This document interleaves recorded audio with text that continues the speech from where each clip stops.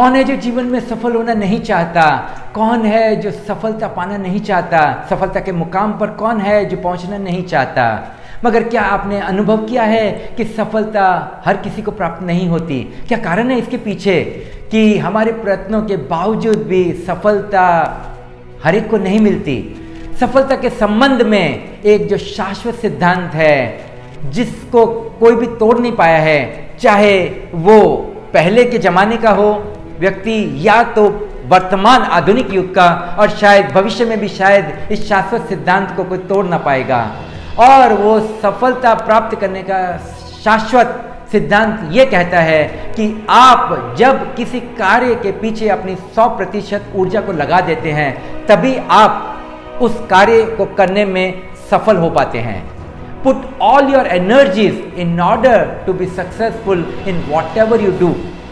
आध्यात्मिक यात्रा की शुरुआत में सबसे पहले महामंत्रों का जो मैंने जीवन के अंदर अनुभव किया वो यही था कि अगर आपको किसी कार्य के अंदर सफलता प्राप्त करनी है तो अपना उस कार्य के अंदर 100% दे दें। चाहे वो ध्यान की यात्रा हो, किसी कार्य को पूरा करने की यात्रा हो, धन उपार्जन की यात्रा हो, कैरियर में आगे बढ़ने की यात्रा हो, किसी भवन को बनाने की बात हो, या तो जीवन में तरक्की के किसी भी आयाम को अगर आपको छूना है तो अगर आप उस कार्य के अंदर 100% अपना योगदान नहीं देंगे तो सफलता उतनी प्रतिशत ही आपसे दूर रहेगी।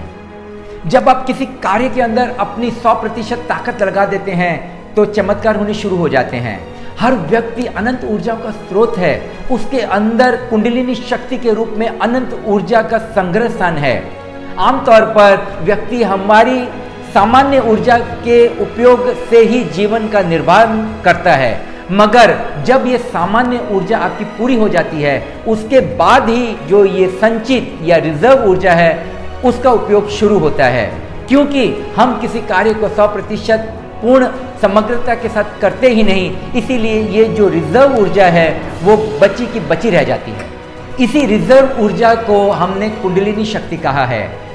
कुंडलिनी शक्ति के जागरण के बारे में काफ़ी सारी बातें हम सुनते हैं और उसके बाद बारे में काफ़ी विवेचनाएं भी होती हैं, मगर मेरा अनुभव मैं आपको कहना चाहता हूं कि जब आप किसी कार्य के अंदर 100% लगा देते हो तो ये जो रिजर्व ऊर्जा कुंडलिनी शक्ति के रूप में आपके भीतर है वो जागृत होनी स्वतः ही शुरू हो जाती है। ये बॉडी मैकेनिज्म है, इसके लिए कुछ आपको करने की जरूरत नहीं है। हमारी ये जो संचित रिजर्व ऊर्जा है अभी ये सोई पड़ी रहती है क्योंकि हम किसी कार्य को समग्रता के साथ करते ही नहीं, इसीलिए ये सोई हुई ऊर्जा कुंडलिनी के रूप में कभी जागृत होती ही नहीं। जब आप पूरा समग्रता से अपनी पूरी ताकत किसी कार्य को पूरा करने में लगा देते हैं तब आप पाते हैं कि ये जो सोई हुई ऊर्जा है इसका जागरण होना शुरू हो जाता है। मेरे व्यक्तिगत अनुभव से आपको मैं कहना चाहूँगा कि आध्यात्मिकता की यात्रा के अंदर जो क्लैरवॉयंस, फोरकास्टिंग या तो एक्स्ट्रा सेंसरी ऑर्गन्स का मैंने अनुभव पाया है वो इसी जागृत की हुई ऊर्जा का ही स्थान है, उसका अनुभव है जब जो सामान्य ऊर्जा से जब आप ऊपर उठ जाते हो। हम सिर्फ 1 मिनट का एक प्रयोग करना चाहेंगे। आप अपनी घड़ी की सेकंड की सुई को सिर्फ 1 मिनट तक लगातार देखते रहिए होशपूर्ण सजगता के साथ। सजगता से मेरा मतलब ये है कि जब आप सुई को देख रहे हैं तब आपका अटेंशन सुई के अलावा कहीं और नहीं जाना चाहिए। आप कोशिश करके देखें और आपको पता चलेगा कि कम से कम 3 बार आपका ध्यान कहीं और भटक जाता है। यानी आप घड़ी की सेकंड की सुई पर आपका ध्यान सिर्फ 20 सेकंड तक ही रहता है, फिर कुछ सेकंड्स के लिए आपका वो ध्यान कहीं और केंद्रित हो जाता है।